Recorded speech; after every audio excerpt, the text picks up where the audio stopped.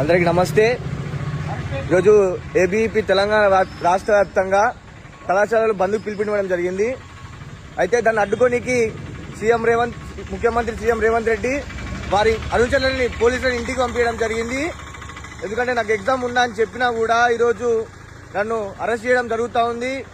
ఈ తెలంగాణ రాష్ట్ర ముఖ్యమంత్రి నీకు చేత కాకపోతే రాజీనామా చేయి, కానీ విద్యార్థులను వేధించడం తగ్గించుకో, అలాగే వెంటనే ఫీజు రింబర్స్మెంట్ స్కాలర్షిప్ విడుదల చేయాలి, లేకుంటే రానున్న రోజుల్లో ನೀವು తీవ్రమైన ఇబ్బందులు ఎదుర్కొంటాం, నిన్ను అడుగున అడ్డుకుంటామని హెచ్చరిస్తున్నాం.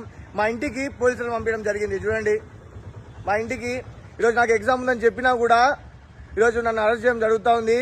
దీనిపైన ఏబీవీపీ తెలంగాణ రాష్ట్ర వ్యాప్తంగా ఖచ్చితంగా ప్రతి ఒక్కరిని అడ్డుకుంటాం.